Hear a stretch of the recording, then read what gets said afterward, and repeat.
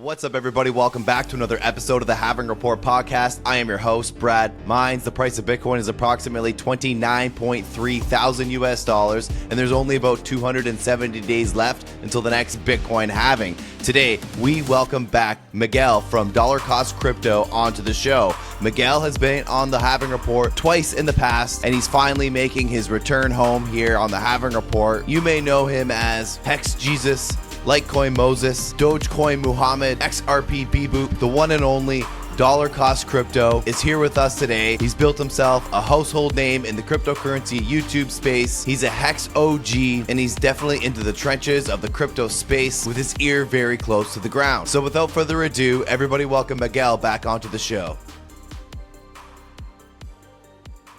Welcome back, Litecoin Moses, Hex Jesus, Dogecoin Muhammad, XRP Beboop. It's our very own DollarCostCrypto, man. This is your third time on Halving Report, man. How does it feel to be back? You know, after years of abandonment and stuff, I feel like I finally returned home.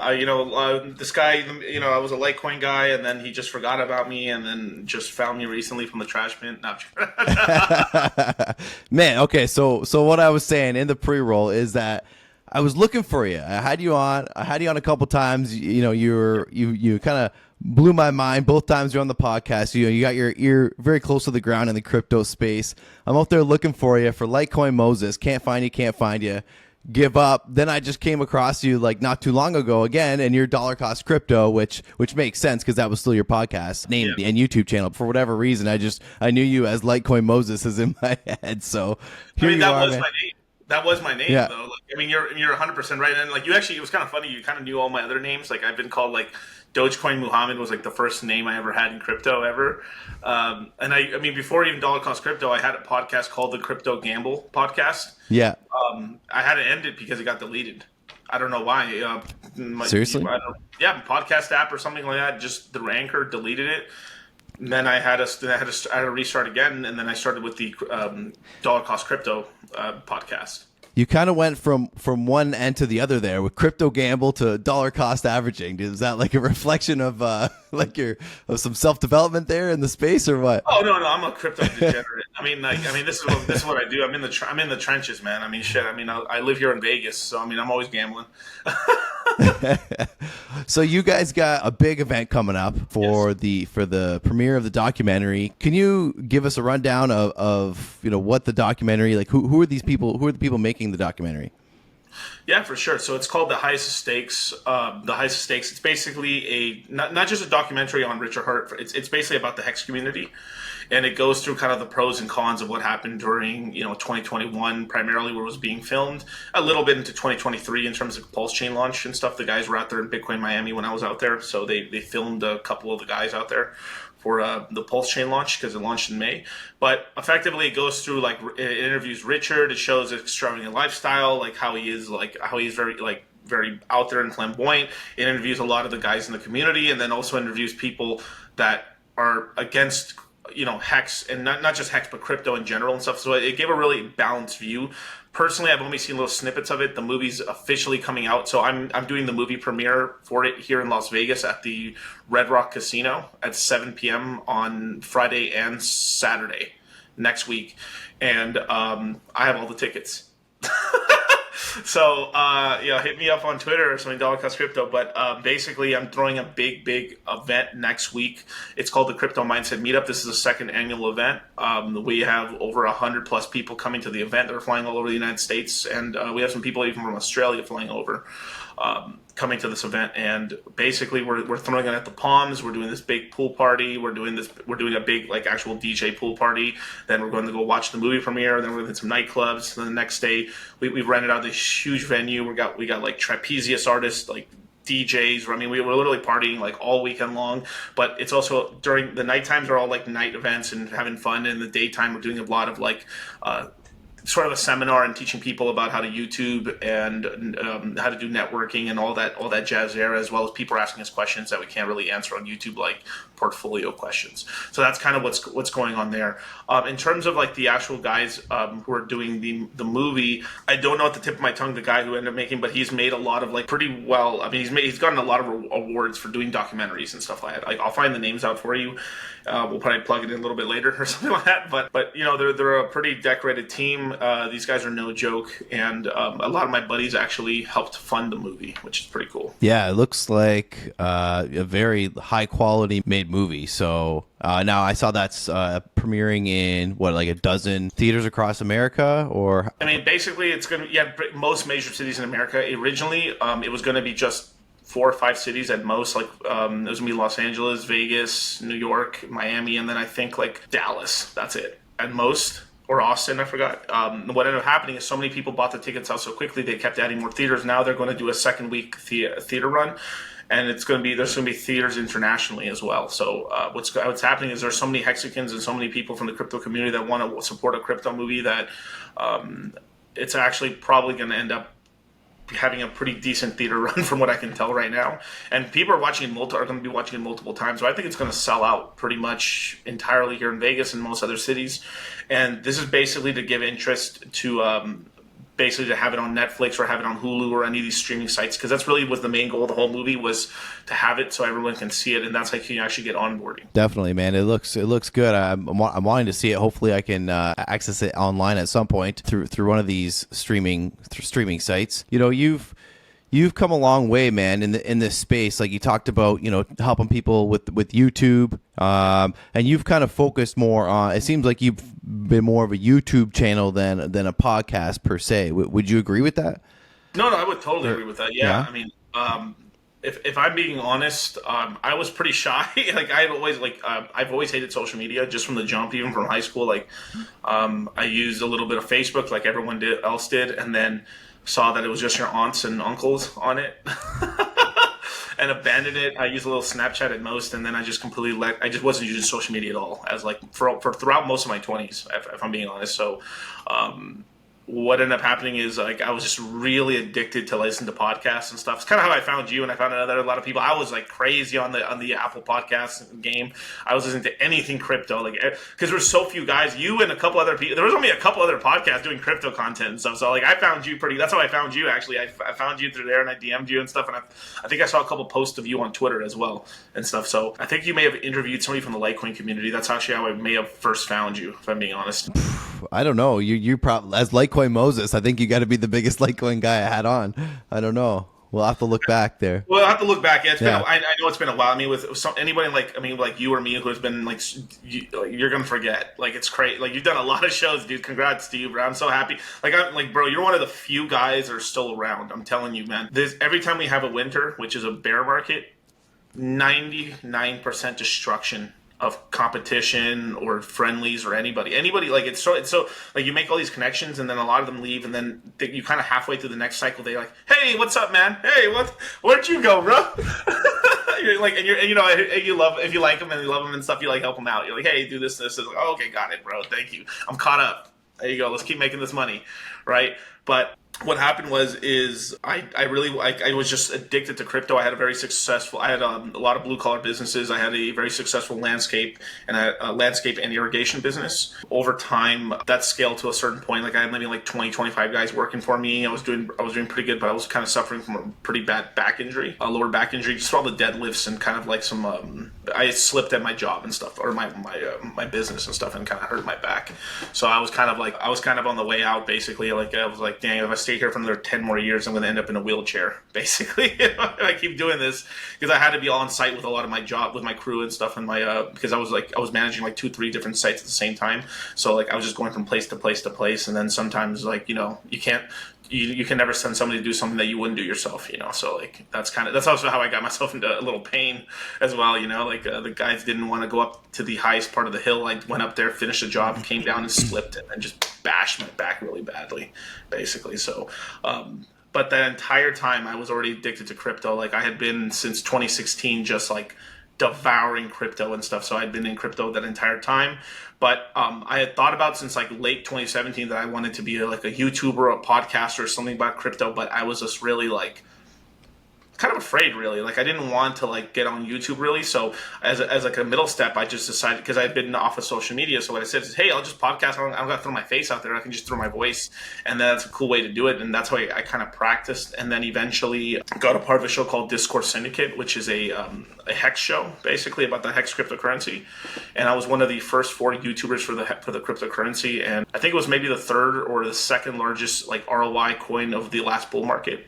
So it did very well with Hex, as well as a lot of other cryptocurrencies. But eventually I got to the point where I got pretty good on camera, and then I decided like I want to do my own YouTube channel. But then I was kind of like, I'm not going to hop on my own YouTube channel until at least I have $1 million portfolio, period. So I waited until basically the middle of 2020. I hit that $1 million portfolio mark on my portfolio, and then I started going on YouTube, and that's kind of where I started my whole YouTube career. Now, was that because like a feeling of credibility, like you've sort of made it in the space, and now you can kind of give back with that credibility?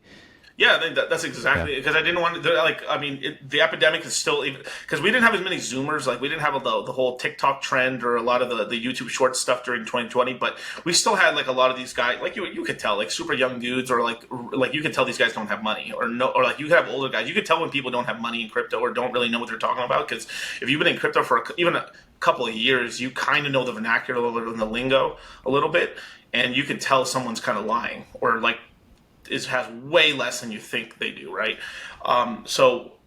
For me, it was just I didn't want to. I didn't want to be a false prophet, essentially, right? Like I wanted to actually be able to like show that I threw my own money, not from taking bribes from fucking crypto coins, ICOs, or anything like that, starting my own token, anything, that I built up my portfolio from just my dollar cost averaging from my business, put it into crypto, made multiples on it, and was able to like recover my portfolio. Because that portfolio was like, after I took a big L from 2017 and 2018, I kind of traded back and did in certain investments. I traded the Litecoin halving, did really well with that. Sold the EOS coin multiple times as it pumped and dumped all the way down to like $5 forever, and then went down to below that. I was able to bring back my 2017 all-time highs back, and then do a multiple on it during early 2020, that I was able to get myself to $1 million. And then at that point, I kind of felt like, oh, at least like I'm not a charlatan. I actually am doing crypto full time. Let me start YouTubing. And then that was before I even had a product or anything. Like, after I did that, so basically I YouTube for a decent amount of time. I was like 6-8 months, and then I started a crypto course with my business partner Charlie from Cultivate Crypto. And so far, we have taught about almost 14,000 people. We've onboarded 14,000 people into crypto through our courses. And it's, from my knowledge, it's the most successful crypto course in the world. Wow. Yeah. Super impressive, man. And good for you for, coming out of your shell and getting. I feel like it would be a waste of talent and information if you didn't come and join the realm of social media. Are you, when it comes to Twitter, like, are you still, is that like your main platform, or like, are you now a Threads guy, or what's going on? Threads dead, bro. I use it a little bit, but it's like Threads is just, you're not getting enough engagement. There's just, it's just not like Threads is a Twitter clone, but like I still have it, of course, because you never know. A couple of years, he might actually put some real money into like really pushing it, and then it actually can get big. But it's reminding how on Instagram it hit big, and then it just kind of chilled out for a while, and then it started going massive months later, right? So I'm not calling Threads completely dead, but we'll see. But yeah, I'm mostly a Twitter and Instagram guy now, if I'm being honest. So I'm YouTube, Twitter, and Instagram. I'm mostly focusing on Instagram right now, but the easiest place to contact me is Twitter, because it's just calmer, right? I've done really well on Instagram. I mean, like, I've grown my Instagram to almost like 40,000 followers in like less than 6 months. Wow. Just organic traffic. Yeah. Now I'm seeing like in the podcast realm, like it's a lot of the talking heads, short videos. Is that that's obviously a big part of your kind of Instagram presence? I mean, I'll give you guys the formula. So like basically on Instagram, you have to be releasing a story/reel every single day. You basically never want your story to ever turn off. That's so when you share a story, even if it just shares, because basically what happens for there's something going down in the back of the algorithm where the multiple times that you post a story and leave that story, there's sort of like a multiplier. For every day you get a bit of a multiplier bonus. I noticed once you pass about 45 days without letting the story go, your content gets shared out at almost a double of what it normally does. So there's actually a multiple where you can go more viral. Basically, it's showing Instagram that you're super active, so they'd rather, because you're super active, you're showing the platform to be really active. So it basically wants to shoot you out there to make other people want to push out as much as you do and stuff like that. That's kind of what we were figuring out in the background, as well as you've got to hashtag your posts correctly and stuff, and then hopefully your content can go viral. Basically, I mean, one thing that's gone very viral for me is talking about the FedNow system. FedNow and these stimulus checks that are happening in the list. I just got done in my last stream talking about how FedNow secretly launched in Chicago the other day. Like we're actually having like a shadow launch of FedNow, the payment system, and we're having a larger rollout in the next couple months. It's pretty insane what's going on with that. I mean, that's what's gonna once we have the next what they count as a recession or a crash, because they changed the definition of a recession from, it used to be 2 consecutive months of negative GDP growth would be a recession. Now it's I mean, we're in clown world. Like, who knows what it is now? It could be like a year of consecutive, because the Biden administration didn't want to say during his watch that they were in a recession, even though we've been in a recession since the middle of 22, technically. Pretty crazy stuff. So depending on your niche, it just depends on what you end up doing, whether you're in food or crypto or anything. It's a lot of it's just visual, but like I have an Instagram team to help me basically make sure, like, one big thing is like when you're saying something, you should put words on your videos, so like subtitles, and you want the subtitles kind of in the middle of the frame, not at the bottom. Because people, like, a lot of times you're scrolling and they don't want to click, for some reason they don't want to click on the video. Maybe they're next to a significant other, or they just don't want to be loud, and a lot of people end up just reading the videos instead of they're watching and reading, not listening, and then eventually like, wow, that was hella cool, let me listen to it, and they'll double click and listen to it. So it's basically a way to like really like add subtitles. That's one of the biggest things you could add. Yeah. So I'm using, obviously you can see I'm using Riverside for my recordings now, and they actually just implemented that feature where they're now taking AI and they make AI clips for you like that. Okay. And they've just added the feature of adding text, and then you can place the text on wherever the screen. What do you use? I mean, obviously use StreamYard and stuff, but I'm using a lot more backgrounds. I'm using background software and stuff like Adobe, and a bunch of other stuff like that, just to edit it and put it together. But usually we go through so basically what I do for my content is I do live. So it's almost like I'm a Twitch streamer on YouTube. Effectively, I didn't know that I was doing that, but that's effectively what I'm doing. Most crypto YouTubers are actually pre-recorders, so they record a video, edit it down. Me, I post it warts and all. So I basically, I'm like a Twitch streamer essentially, even though I didn't know that's what it was. But I go live on YouTube.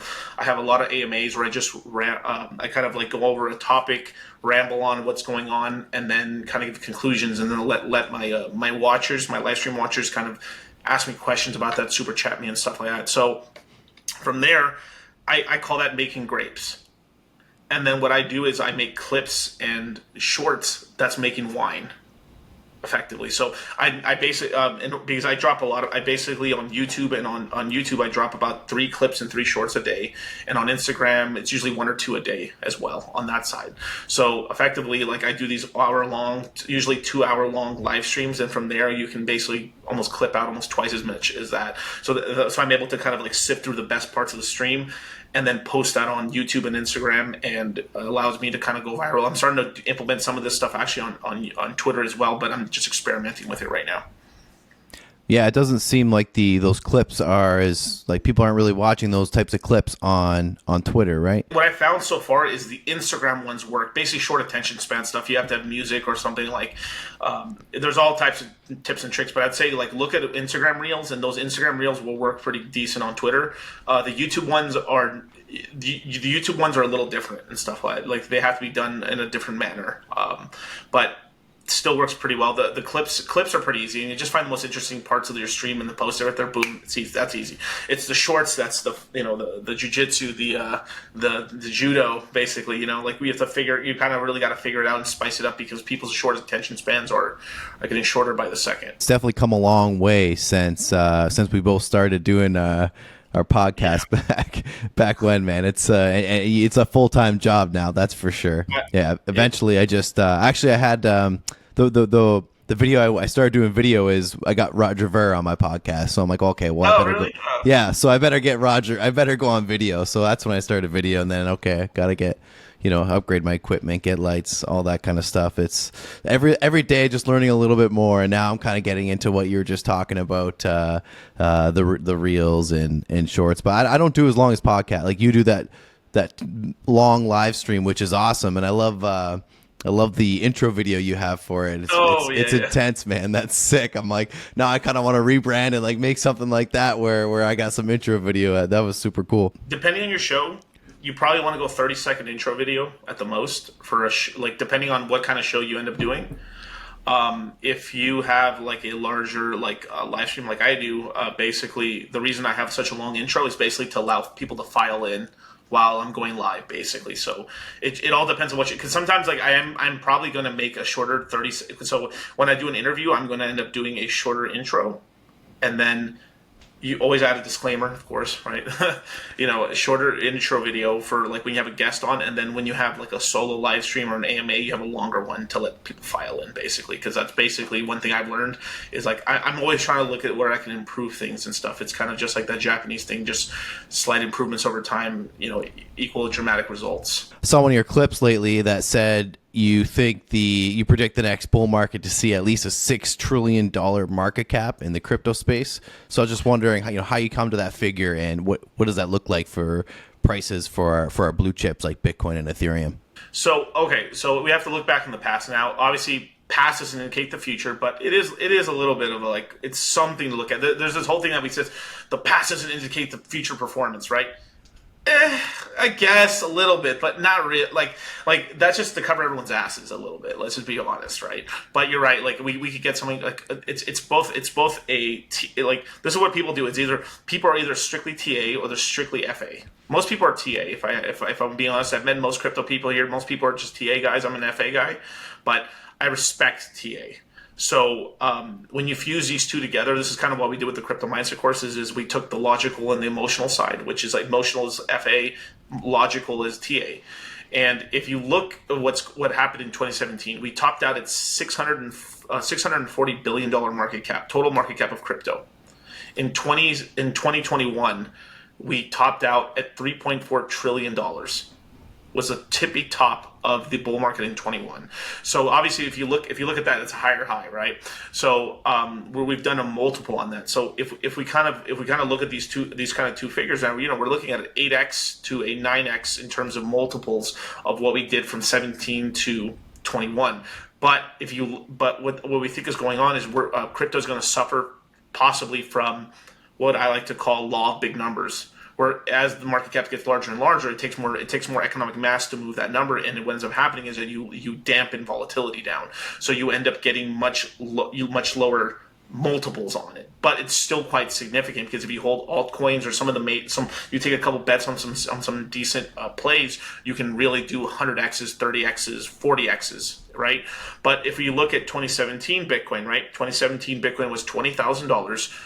2021 Bitcoin hit $69,000, right? So we're talking about a 3.5x, maybe at most, maybe 3x on the price from 2017 to 2021 in terms of Bitcoin price.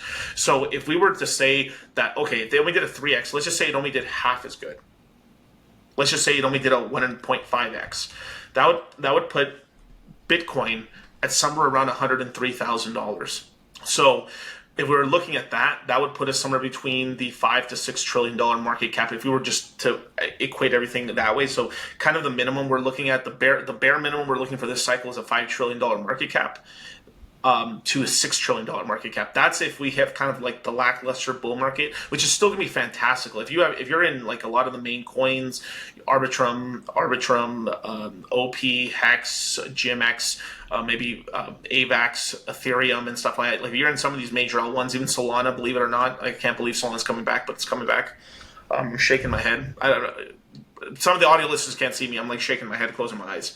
But it's coming back because there are people that believe, like they've kicked out a lot of the SBF guys out, and they've kind of started a lot of more homebrew projects, and people are really excited about it. So that's one place I'm actively kind of researching into right now. To look at like what are the gems on that ecosystem. I mean, I'm having like I'm loss of breath saying that out loud. It's hard for me to, but like that's crypto for you, right? But people make this misconception when I talk about this that I have my entire portfolio in these coins. That's ridiculous. No, I still a majority have a very large position in Ethereum, and I have a smaller position in Bitcoin. But it's because I just believe Ethereum is going to outperform Bitcoin this cycle. But regardless or not, Bitcoin and Ethereum more or less move in tandem with each other pretty well. I mean, usually it's Bitcoin that leads, and then Ethereum catches up to it, and then slightly overperforms, and then comes back down. So that's basically what happens. But if we were looking, I'm basically the kind of the low end of where I think Bitcoin will hit this cycle is basically like $103,000 to $105,000 on the lower end. To where of a medium term, we're talking about probably like $155,000 Bitcoin is probably like, if we have a decent normal bull market, that's probably where we're topping right there, like $155,000 Bitcoin. On Ethereum, it's a little different. If we get a real like kind of limp dick bull market, there has been some fundamental changes to Ethereum. Obviously, we have Ethereum 2.0. We have what's called EIP 1559. We've had all these buy and burns, and we've all these basically burn features added to Ethereum. We've had the upgrade to 2.0, like staking and everything like that. And we going from proof of work to proof of stake for Ethereum. This has sort of increased the fundamentals of Ethereum. So we're looking for at least a 4.5x on Ethereum's all-time high. So if we look at what Ethereum did in 2017, it went to $1,400, from 50 cents to $1,400, and it bottomed out at $80 in 2019. Bought the low. Shout out to my boys. I was buying. Yeah, heck yeah, man. So hey, bought the lows in 2019. It dropped to $80. From $80, it went up to, depending on exchanges, it went to $4,800 to $5,100. Not bad. And then it dropped down recently to about $800 to $700. Also bought that too. Shout out to the boys. Bought the Bitcoin low too, man. Shit, I'll tell you this, guys. If you've been around a while, it's actually really easy to buy bottoms. It's the hard part is actually the tops. If I'm being honest, like because there's less bull targets essentially, and the market's crashing down, so you have a lot more logical people at the. I mean, it's irrationally illogical. So but because there's less players and everything's crashing down, you can kind of look at the math and like you're down certain percentages and stuff. So you're able to kind of guesstimate much more accurately at the bottom of a crypto asset than you are an actual top of a crypto asset, depending on exuberance, right? So effectively, it dropped down to about, let's just call it $800 more or less for Ethereum at the bottom, just to give it a nice round number. Some exchanges sold $700 and stuff. If you bought on chain, some of my guys bought at $700, but like personally, I only bought at $800. That's where I bought. But just to be a full disclosure there, so I bought at $800, and then from there, we're looking at the lowest end Ethereum's going to hit this cycle is basically $8,000. Wow. So it's about a 2x from the last, Yeah. That's just because of the fundamental changes. So if you look at what I just said earlier, the worst case scenario I have for Bitcoin this cycle is about $105,000. That's a 1.5x from the last all-time high. And if I take the same thing and transport it over to Ethereum, I'm basically saying the worst case scenario is a 2x. And that 0.5x extra against Bitcoin is mostly because of the upgrade that's happened fundamentally. If you look at I don't know if I could show you I probably can't show you the website probably, but if you look at stuff like ethburn.com or a couple of these other websites in order to look at the price of Ethereum, right, of what's happened from proof of work to proof of stake, it's become slightly deflationary. I mean, it's barely deflationary, but basically it's not, the price is not growing. But here's the important part, is that the inflation that is being created is being given to stakers which are people who care enough to hold the asset and stake it and not sell it as an incentive, basically. What staking effectively is a promise not to sell. That's what it is. And most people, I don't think, really understand that. They're like, oh yeah, put my asset here and I'll get a dividend, right? That's all they think about. But really what's going on is you're getting incentivized to, 32 Ethereum, stake your Ethereum, or use Lido. Or, I mean, I wouldn't recommend for anyone that doesn't have at least, I mean, this is going to be haram for some people to hear this, but like, this is the truth. Most of you guys, if you do not have over 100 Ethereum, you should not be staking Ethereum to any capacity. Any capacity. And I mean it because there's a lot of small guys who are like, if you actually look at this is the travesty of kind of what's going on between the Bitcoin and Ethereum battle here, is that Ethereum is much more centralized than Bitcoin. This is a fact. Because if you look at it, right, most Ethereum is being staked on exchanges. And the single largest player that's staked out right now is something called Lido. So it's a centralized entity. It's an entity. Basically, you deposit your Ethereum, and then they give you something called STETH, and then this allows you to Ethereum to show up in your wallet over time, basically from yield. That's what's going on. And but let me tell you, the yield, depending on where we are in the cycle, it's usually like 4 to 6% yield on Ethereum. So if you're a small guy with one Ethereum, right? We're talking about let's call it $2,000. Mm-hmm. 4% after staking your Ethereum for the whole year, you get 4% extra ETH. You'd be better off just taking half the Ethereum, putting it into like 2 coins, and then and then you probably get a multiple or outperform Ethereum, or try to at least, and that would equal up more gains if you're trying to do that route, basically, or just keep the Ethereum. So for most people, unless you have a significantly larger percentage of Ethereum, I would recommend you just keep your Ethereum in your private wallet. So either a Trezor, I don't like Ledger, Trezor, or you hold it in a MetaMask and just securely have it secured and stuff with your private keys and have it away. Don't have it analog. Write your words in the physical word with a pen, with a black pen. Make 2, 3 multiple copies and spread them across the world somehow. We're in safe houses that you find personally safe, where they would be safe. Obviously, hopefully in a firebox or something like that, to keep them safe. Or then cast them in metal eventually. There's like kits you can buy that you can put your private keys in metal and stuff. So even if your house burns down, your keys are safe. Smart little move there. But besides that, right? And then you can go multi-sig. But this is when you get crazy. This is the multi-sig stuff and all this stuff. That's when you really start getting a ton of money. Like once you have like millions and millions and millions of dollars, then you start looking like, okay, I have and millions of dollars in stables / Ethereum Bitcoin versus like having millions in shit coins, because they can drop down so significantly that you had millions at the top of the bull market and not anymore. I'm talking about if you have millions in a bear market now. Okay, this is where you secure. You have to secure the family jewels, right? And you can make certain things like that. But there's pros and cons to multi-sig as well, because you are trusting another party, like Vitalik, right? I mean, Vitalik can't access his money unless he calls his mom, and him and his mom together have to unlock his keys or his coins. But that's a safeguard feature right there and stuff. So like there's a lot of that stuff, like when it comes down to like what happens if you die, like how does stuff get transferred. It's a tough thing and stuff. So this is still being solved today. Some people use Genosis safes and stuff like that when it comes to like storage and shit, but it's still janky, if I'm being honest. Like no, just on that point of cold storage and keeping your keys multi-sig, versus having your keys yourself. What that does very seem like one of the big hurdles in crypto right now is, what do you do in this scenario? Is there not a plausible, dead man switch, as they call it, where like a wallet could, if you don't touch something for X amount of time, it gets sent to another address or something like that? Or would that be a centralized? That'd be more of a centralized contract. You can do it now. Like there is, shout out to Maddie and stuff, but there's a buddy of mine that's made some product, but it's for the Hex community, where like after a certain amount of time the keys could be transferred over. There is some stuff like that, but we're still so early right now. I mean, it's all possible. You could do it through smart contracts on Ethereum, but you'd have to like almost have like a coded message you would tell your family beforehand that, hey, I'm going to say this is what this is. Like you give them a lexicon, and then you give the keys to the lawyer, and then so in your will it'd be like, oh, here's the phrases, and then your family has the other key, and then they'd be able to get your actual CF. That's the only safe way I can think about it, while still using the analog, would be like, A, B, C, D, E, F, G. If you just gave this like these different letters, and then your family has the actual code and then they look at it, and it's like, oh, G means G means elephant. Oh, okay. And then from there, they piece together your entire seed phrase, and then they unlock your cryptos. Basically, that's the only way I could think, because you couldn't trust a lawyer with like your key, because you for like a lawyer maybe today doesn't know what this is, but then they look through the paper and then take a picture of it, and then they jack all your crypto eventually. Because by the time, I would imagine by the time you die, right? I mean, it's probably like worst case 10, 12 years from now, 15 years, 20 years from now, everyone will pretty much at least know a little bit of crypto by then.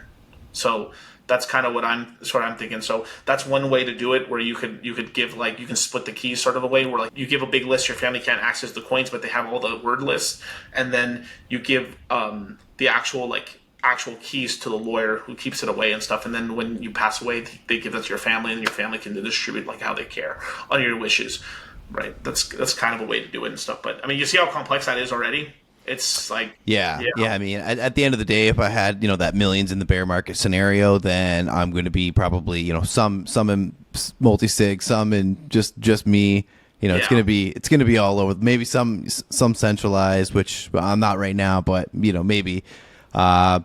Now, last cycle, or sorry, last time we were on the show, you were talking to me and giving me tips. You were telling me about Hex, but you were also telling me about other altcoins, Polkadot, Ocean, Orchid. Are these still things you're interested, or are these kind of? No, I took profits. I took profits on almost all of them, except I took profits on Hex as well. But out of all the coins I've told you about, probably the Hex is probably the only one that's recovered back, and it's like we bought there's still hope for it. Orchid was a great play at the time. It did okay. But basically I started seeing it stalling out, and I just cut. It didn't lose any money. It was just more or less, it just lost steam in the bull market, because what happened was Ethereum gas fees. Ethereum gas fees really hurt everything. You remember like being on a Uniswap for a penny swap, penny transact, nothing. It would cost nothing to use a Uniswap. Now, I mean, it's still not that expensive right now, but we know that it can go to like hundreds of dollars during peak times if things go crazy on Ethereum. So a lot of these coins I divested from. Polkadot, I still have Kusama. Personally, I did very well with Kusama. We bought it cheap. It went up very high. Made some good money on Kusama, but I've rebought back in, and I'm just staking it on the Fearless wallet. That's what I'm doing with Kusama, but right now I'm waiting for the whole ecosystem to kind of come back. So that's a longer term play, because I think Kusama layer zeros might still have a shot. There is something like Chainlink right now with CCIP, which is basically since Chainlink is controlling, it's basically the most. It has a monopoly on all oracles and stuff. What they're trying to do is basically allow you to use their network and swap everywhere. Basically, they're basically trying to become the layer zero to everything effectively. So they might pull it off. So I'm going to be adding Chain. I don't have it in my portfolio right now, but I'm going to be adding it as like a small position, and if I start seeing developments in that case, I'll add more. But that's one play. But I think the other two main layer zeros are Polkadot and Cosmos. But Kusama's a part of the Polkadot ecosystem essentially. But these layer zeros are all, this is between now and next cycle, they have to prove themselves basically. And I really believe it's really this cycle. If people find out it's all bullshit, it ain't gonna work basically. So that's kind of the whole gist of it. The reason Polkadot got so much hype is because Gavin Wood's the guy who wrote Solidity. So he wrote all the coding language you see for Ethereum and stuff. It was written by the founder of Polkadot. This is why people are all right, I got to give this a shot, because this guy literally does know how to write code and does know how to do stuff on chain. So that's kind of what's going on there. With Hex, obviously during this bear market, I bought the low on Hex at 1.9 cents, 1.6 cents, depending on where you bought. But still, if you bought below 2 cents, you did good. It pumped up to 12 cents. And then it had its token split. It had the launch of Pulse Chain, which is its own L1. And effectively, right now, we're running the network. Right now, the network's been live since May 12th, and we've been running for 2 months now. It did basically a 3 times multiple in terms of the Pulse Chain and PulseX coins. And now we're experiencing its first little bear market in terms of it's down right now. Pulse Chain's down maybe 66% and from its all-time high, and PulseX is down about, I would say, 80% from all-time high. So that's kind of what's going on. We're probably going to get one more pump this year and stuff before we crash back down and stuff like that. But this is probably this is what I'm saying is that Hex was just a staking protocol, and now it's evolved to have an entire ecosystem to help support it because of Ethereum gas fees and stuff. So if people have done, if you had bought some Hex back then when I told you, man, oh my God, you'd be up crazy, bro. I know, man. There was a lot of things you told me that I didn't act on at the time. I was just like, whoa. I did lose some too in that first, because I got in about in the third quarter of 2017. So I rid it up from like 4,000 to 20,000, almost 20,000 there, and then it started diversifying into shit that went to zero. So I kind of lost some there and started dollar cost averaging over that next bear market. But, like I said, buying the bottoms, bought the ETH low there at 80, and Bitcoin whatever, like 3,800 or something. I think I got it in at. But yeah, man, a lot's happened. A lot's obviously changed. Was there anything this past market that kind of shocked you? That's one of the things that went down, or like the FT, or did you kind of predict like the FTXs, the Celsius, the BlockFis? Yeah, I mean, I was pretty. So I'm not shocked by any of it. I'm just shocked at like how fast it went down versus like I thought it was gonna be a little more drawn out personally, right? Yeah. Like Luna, I saw from a mile away.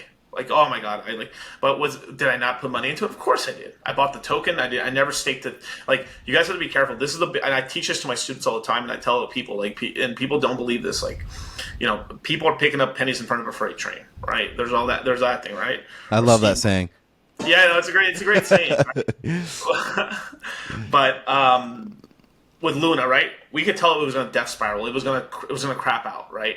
But to me, what was crazy was like, we had all, like, people didn't understand, like, you're making a solid 20% on stables.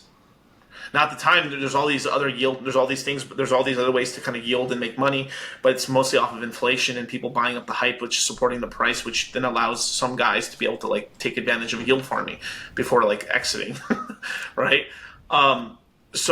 But with this one, they were off of Treasury and they were making tons of money and they were selling some Luna here and there and they were able to buy Bitcoin and stuff. So but we knew that I knew it was going to unravel, but I thought it was going to take almost like, how it basically went down in about a month, right? I thought it was going to take something like 4 months, 5 months to go down. I thought it was going to be a little more drawn out. No, it was just straight like epic collapse. But I bought it. I think Charlie bought it at 7. I bought it at 14. We wrote it up to 100. I sold.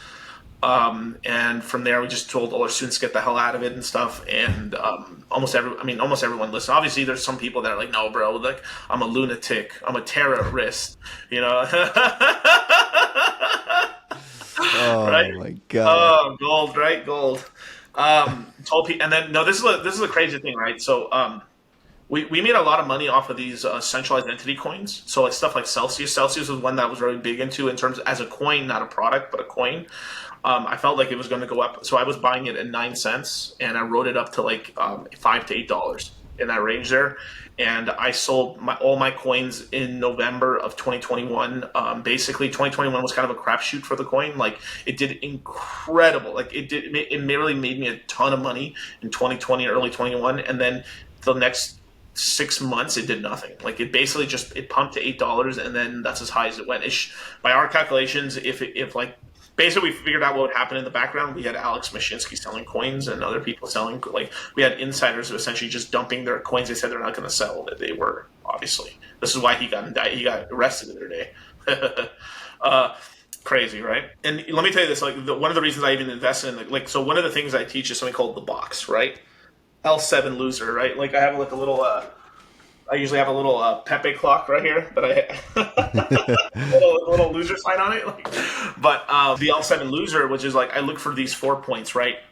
Who's the leader / team, right? One thing I look, okay, if they don't have a charismatic leader, what type of team is there, right? Like, what's the experience of the team? What do they do? Is it their first project? A lot of other intrinsical things I see there, right?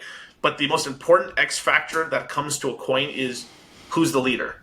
You want to look for a charismatic leader. Like, there's this whole thing of like that leaders and all these things don't matter. People forget that at the end of the day, we're humans. We're bonobo, chimpanzee, gorilla, apes, right? We're dumb. We're like, people try to run away from that shit, that we're like this holier than thou dudes, that we're not, that we don't fall into primal needs and stuff. Like, people at the end of the day, they want a CEO. They want a leader of a company. People want to be not just followers, but they want to at least know. Like, you don't have to be a follower to invest into something that there's another leader for, right? But they want to know that someone at night is holding on to the ship, that someone's holding their hand on the wheel, at night.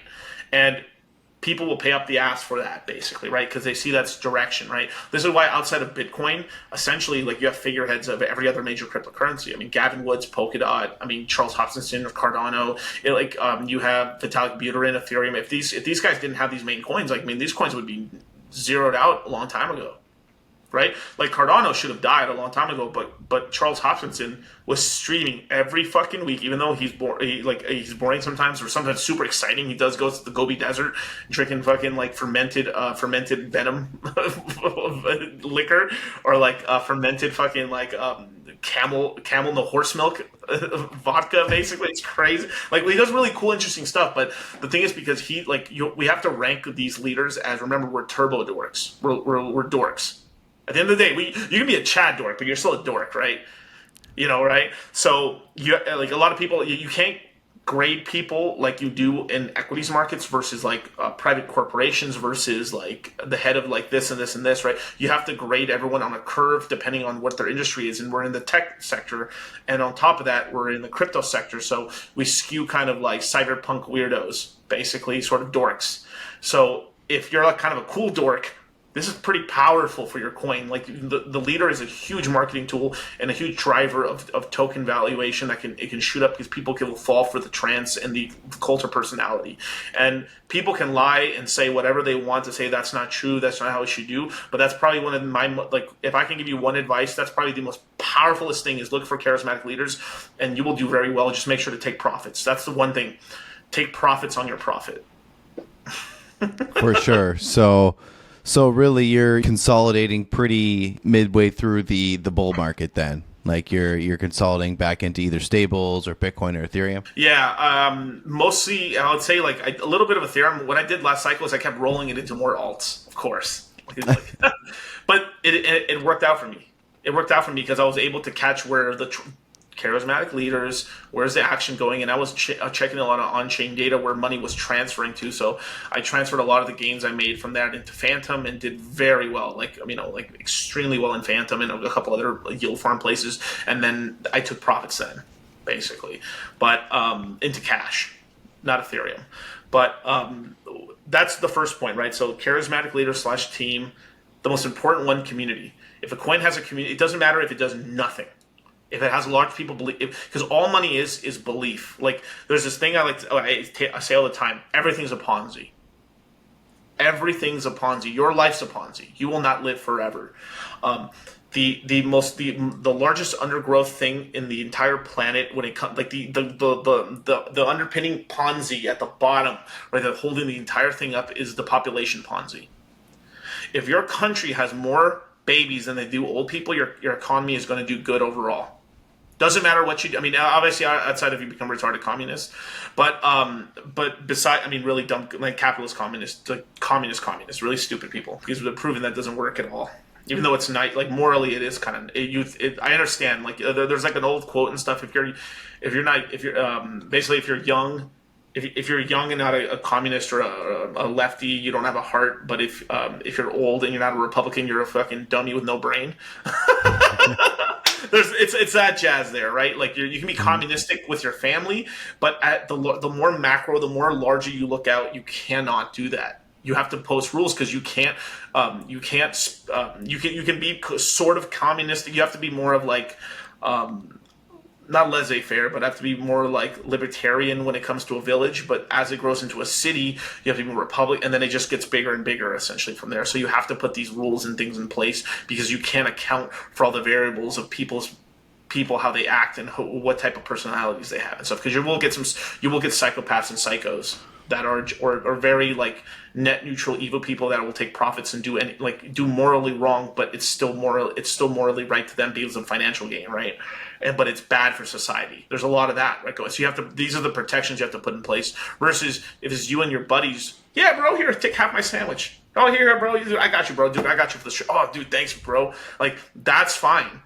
But at a huge level, you cannot do that. That's why it doesn't work. That's why you need capitalism. So there's that. So if you have a very large community, so just to say the population Ponzi thing one more time, with the population Ponzi, if most countries around the planet are actually at net negative, America's at neutral. We're like slightly like above. We're like 5%. Like the millennial population is like 5% bigger than the boomers. So we're replacing them. We're evenly replacing the boomers, and but we're in some trouble as well because we're the most developed nation with the highest growth rate in terms of population growth rate. That's bad because we're barely at break even, and or below break even now technically. Most other countries in Western Europe, China, everywhere. I mean, it's basically civilization collapse. Damn near, like pretty bad. Yeah, I mean Japan's the leading person of that. That's why they've led into automation. But because they're kind of the first in, they're probably going to be the one to get scot-free out of it because they're first in. Right, that's kind of what's going on around the world. So, if one of the biggest things a country could do to turn around their economy, and then globalists, and a lot of people are against this, are having because population control, or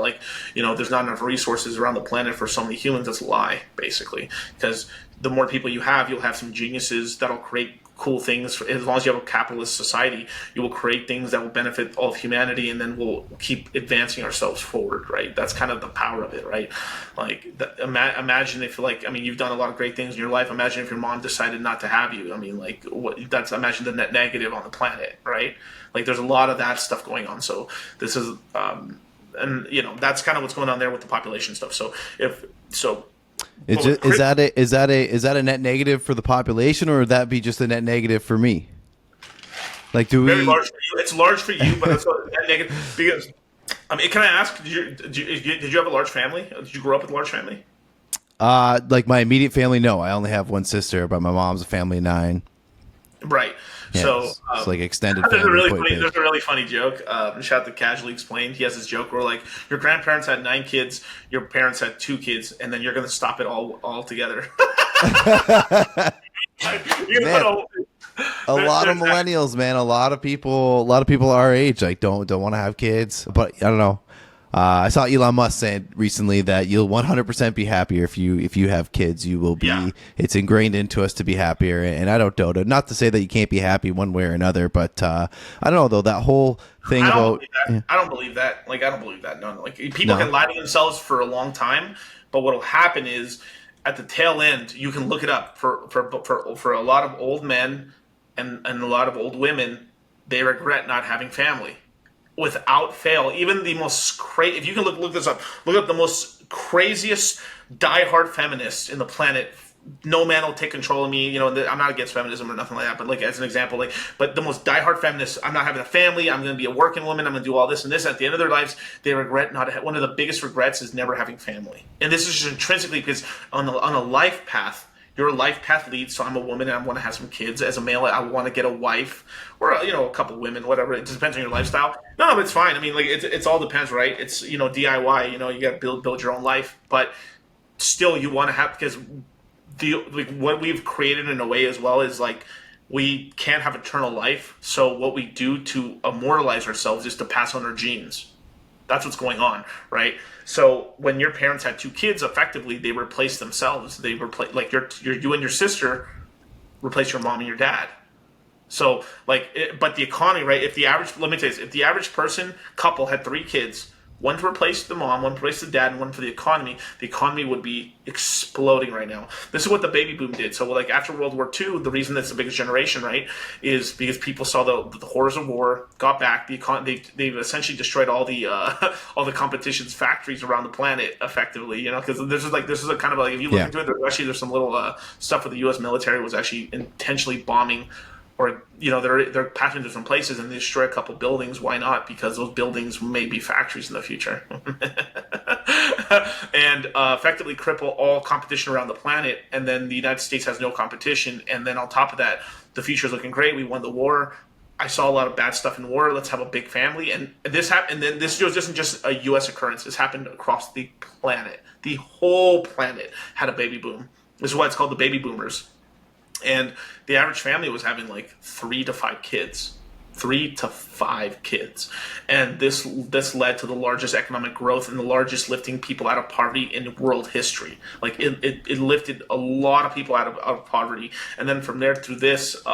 We had the lifting of China as well, which was another big boon to like lifting people out of poverty in India as well and stuff. So there's a lot of that. So that like because one of my passions before, like I've always been into demography. This is a big thing for me, right? It's like I like to study people, but I like to study kind of the statistics of birth rate and what happens with this and this birth order as well. But like these are some of the things when I look into a coins and I study humans, so like that's kind of what I look on that angle because I'm looking from the emotional side. Which is why like I think I do so well in bull markets because people get irrational. But if you know people get irrational, so you're able to profit from it basically. But yeah, so go ahead. I'm sorry. So what's the birth rate of hexagons then? Pretty high. We probably have some of the higher birth rate. I would say compared to like most crypto communities aren't really having kids at all. We actually do push. Now it isn't like some religious crap or anything like that. We just like it's so cool to have have crypto babies. Like everyone's like, there's a lot of people. It's kind of funny. Like I at least know like almost 20, 30 kids have been born from that community. Not that anyone knows it. They're already married or something like that. But people are having kids and it's nice. It's a nice thing. We support it and stuff. We're not like an anti-baby community. Are you into like longevity? Have you looked into Ray Kurz's? Heroin. They say no, but they say we could have immortality by the year like 2045 or something like that. Hey, I mean, you better have the money to get it first. That's all I'm telling you, man.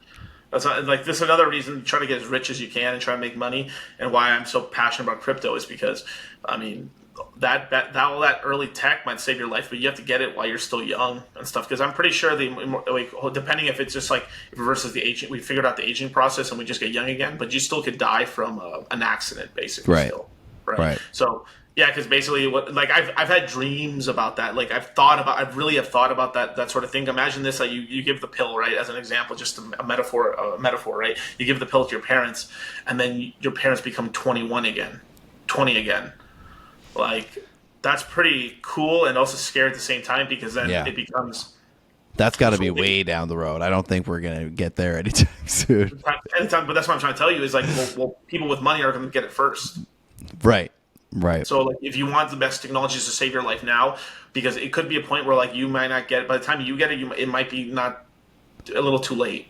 Basically, or like because like we're in 2030. I mean, we're talking about 20 extra years, right? So we're like, we'll be probably in our 50s. So our bags will probably multiply a few times by then. I mean, we'll be in the boomer position. We'll control the economy. I mean, we're already pretty close to control because the boomers. Like 10,000 baby boomers are retiring every single day. Yeah. That's an alarming fact. Yeah. You're right, man. Canada, we probably take in one of the most amount of immigrants who we're not having enough babies here. We need the workers. We have like a huge labor shortage up here. It's crazy what's happening all around the world. Speaking of the world, have you read much about WorldCoin? Ugh. Yeah, I mean, of course. I mean, like retina scans and shit. Like, dude. What are your thoughts around WorldCoin? Obviously, it's linked to an MLM Ponzi, but basically, it seems what people are hyped about it is that what it seems like to me is like what they're getting people to sort of sign and do their eye scan thing is basically they have some contract with FedNow where when people do get distribution checks, that some of the distribution check money will go directly to buy the WorldCoin or something like that. That's kind of the big hope for it, basically. And that is crazy if they do have that contact, but then it's still attached to an MLM. This is basically, to me, it's cooking like this is probably going to be BitConnect / like Luna, like of this cycle. Something like that. I hope not, but there's an MLM attached to it with like the FedNow system, and like, yikes, man. Right? Never sign over your right. A lot of people who travel a lot, they have clear and stuff. So you do retina scans anyway. Like, don't trust the government, but at the end of the day, like at least the government from there, and versus like you're giving it to some shady fucking MLM company and like, this is a terrible idea. Okay, so you're not buying? No, I mean, shit. If it gets cheap enough, I'll take a shot at it. I'll put some chunk change into it. I'll throw like 6 Ethereum into it. Why not? Like, I mean, this is the same thing I did with Pepe. Like, I bought the Pepe coin. I put 6 Ethereum into Pepe. I made like over 6 figures on Holy it. And stuff shit. in terms of, yeah, dude. Bro, I'm in the gutters, bro. I'm in the trenches, son. Holy shit, man! I know, man. I gotta get on those live streams every week. You still doing the 3, right? Yeah, Three a I do week? 3. Yeah. My next one's, well, I guess be tomorrow. Well, depending on when it goes. Yeah, it'll be tomorrow at 1 p.m. Pacific Standard Time, Saturdays. So I stream 8 p.m. Tuesday, Thursday.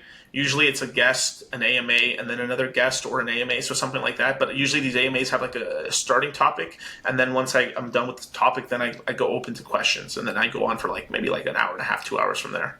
Yeah, man. Yeah, for sure. It's an awesome show. I'm gonna open it up for you, man. We're at exactly at the hour mark right now. So if there's anything pressing that you think we didn't touch upon that you want to, or maybe words of wisdom. If not, man, just let us know where we can follow you. Yeah, for sure. So I guess I'll say if you hesitate, you masturbate. Right? This is a really good little creed and stuff. I learned it when I was one thing I'd recommend to you guys. I truly do is like look into the red pill. This is look into Rollo Tomasi's work.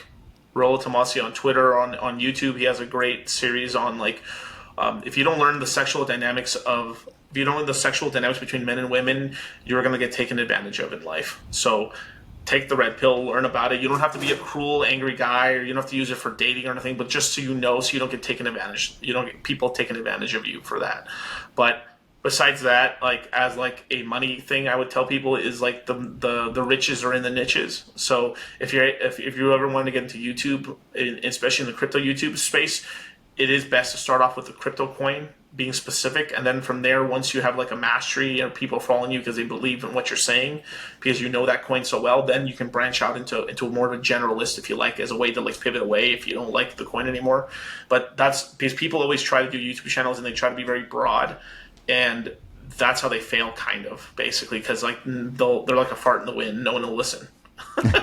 So you can literally be you could be like a coin, like as an example, right? You like Solana, but then you become the guy of the second biggest DApp on the app, but you're like the guy for that. So people tune into you there, and then you can go a little broader into Solana, and then you can eventually go into because you have this mastery here. People are like, I'll listen to you about other crypto stuff now, and that's a way to that's a hack right there you can use to grow yourself, right? Well, you got to be one of the main influencers of Hex these days, are you? I'm one of them, but it's grown big because there's now Pulse Chain and PulseX and stuff. But I'm like, I'm one of the main influencers there, but like I'm not the only one and stuff like that. Like I talk about a lot of other cryptos and stuff like that, but I'm one of the OGs of the space there. Yeah. You were one of the OGs when I was talking to you in 2020.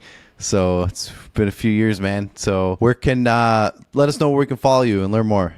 Yeah, just follow me at DollarCostCrypto on YouTube, Twitter, or Instagram. I'm verified everywhere. So that's the best place to follow me, man. Thank you, man, so much for it's been a great time, man. I'm glad we found each other again. Yeah, man. It was awesome to rekindle, man. Thanks for doing the show. Not a problem, man. You have a great day.